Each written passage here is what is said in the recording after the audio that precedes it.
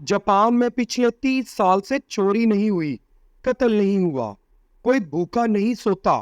زلزلے کے وقت کیمپوں میں سب کچھ رکھ دیا جاتا ہے، کوئی ایک چھٹانگ ضرورت سے زیادہ نہیں لیتا۔ دیانتداری میں دنیا میں پہلے نمبر پر ہے۔ سڑک پر 1 کروڑ پھینک دے تو کوئی نہیں اٹھاتا۔ آپ کندھا مارے تو سامنے والا معذرت کرتا دکھائی دے گا کی اور ٹیکنالوجی میں دنیا سے 10 سال آگے جیتے ہیں۔ کام اتنا کرتے ہیں کہ وزیر اعظم ہاتھ جوڑ کر آرام کے مشورے دیتا ہے۔ سگریٹ کی راکھ جھاڑنے کے لیے ڈبیا جیب میں رکھتے ہیں۔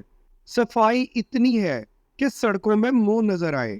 وقت کی پابندی اتنی کہ 5 منٹ ٹرین لیٹ ہوئی تو پوری کمپنی بند کر دی جاتی ہے۔ اخلاق اتنا بلند کہ آپ حیرت سے منہ تکتے رہ جائیں۔ اخلاص، مہمان نوازی اور ثقافت کمال، محبت وفا اتنی کہ جاپانی بیوی پوجا کرنے لگ جائے اور آپ کو اتنا کھلائے کہ موٹا ہونے کا خوف طاری ہو جائے۔ چاول کی فصل ان کی مرغوب غذا ہے۔ ایک دفعہ قحط پڑا تو 30 سال کا ایسا ذخیرہ کر لیا کہ دنیا سے چاول نایاب ہو گئے، لیکن وہاں سے ختم نہ ہوئے۔ جاپانی جس کے ہو گئے، بس پتھر پر لکیر۔ نظام صحت ایسا کہ ٹوائلٹ آپ کو جسم کی ساری ڈیٹیل دے دے۔ 2 نمبری اور بے ایمانی کا تصور محال۔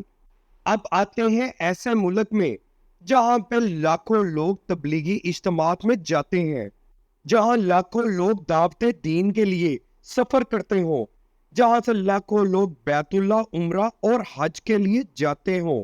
میلاد النبی کے موقع پر ہر شہر میں جلوسوں میں لاکھوں لوگ ہوں، جس ملک میں ہر رات لاکھوں محفل میلاد اور درس قرآن ہوتے ہوں، جس ملک میں یوم عاشور والے دن لاکھوں لوگ غم حسین میں عزاداری کرتے ہوں، جس ملک میں عید اور جمعے کے بڑے بڑے اجتماعات ہوتے ہوں، جس ملک میں تسبیحات پڑھنے والے لاکھوں میں اور درود و سلام کی تعداد اربوں میں ہو، وہ ملک ایمانداری میں دنیا کے 160ویں نمبر پر ہے۔ جی ہاں، ہم بات کر رہے ہیں اپنے پیارے پاکستان کی۔ اور غیر مسلمانوں کا جاپان دیانتداری میں نمبر 1 ملک قرار پائے تو سوال تو اٹھے گا کہ ہم کس کو دھوکہ دے رہے ہیں؟ ہم خود کو دھوکہ دے رہے ہیں یا اپنے خدا کو دھوکہ دے رہے ہیں؟ کیونکہ ہم دنیا کو تو دھوکہ نہیں دے رہے، دنیا تو ساری ہم سے آگے جا رہی ہے، دنیا تو ہر کام میں آگے ہے۔ ہم کس کو دھوکہ دے رہے ہیں؟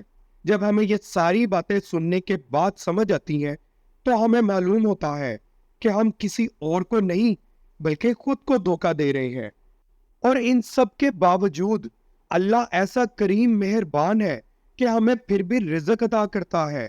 ہم ایسے ملک کے رہنے والے ہیں کہ جہاں پر بسم اللہ ڈپارٹمنٹل سٹور، ماشاءاللہ کریانہ سٹور، اللہ سبزی والا اور ایسے بہت سارے ناموں کو آپ روزانہ بورڈز پر پڑھتے ہوں گے، لیکن مجال ہے ایسی کہ نماز کے وقت کوئی بھی اپنی دکان چھوڑ کر چلا جائے، کیونکہ ماشاءاللہ جنرل سٹور والے کو ڈر ہوتا ہے کہ ماشاءاللہ سے کوئی مسلمان اس کی صفائی نہ کر جائے، اور بسم اللہ سٹور والے کو بھی ڈر ہوتا ہے کہ کوئی بسم اللہ پڑھ کر ہی اس کے سٹور کی صفائی نہ کر جائے۔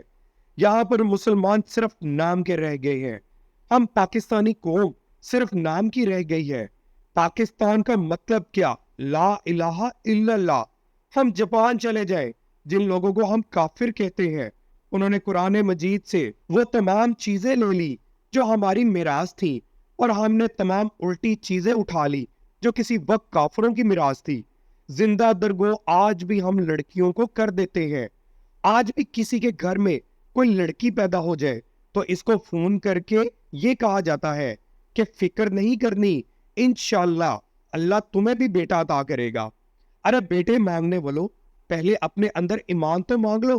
میں آج اپنے دیکھنے والے تمام ناظرین سے اپنے رب العزت سے یہ دعا مانگنے کی درخواست کرتا ہوں کہ سب مل کر دعا کریں کہ اے میرے پاک پروردگار، پاکستان کا مستقبل روشن فرما۔ میرے پاک پروردگار، ہم تمام انسانوں کے دلوں میں میل کو نکال دے۔ ہم 2 نمبر بے ایمان لوگوں کے دلوں سے 2 نمبری اور بے ایمانی نکال دے۔ میرے پاک اللہ، ہمیں سکون والی زندگی عطا فرما۔ پاکستان پر اپنا رحم و کرم فرما، پاکستان کو ایک عادل اور سچا حکمران عطا فرما۔ اے میرے پروردگار، ہم نبی کو تو مانتے ہیں پر نبی کی ایک نہیں مانتے۔ اے میرے پروردگار، ہمیں نبی پاک صلی اللہ علیہ وسلم کے بتائے ہوئے طریقوں کے مطابق زندگی گزارنے کی توفیق عطا فرما۔ آمین ثم آمین۔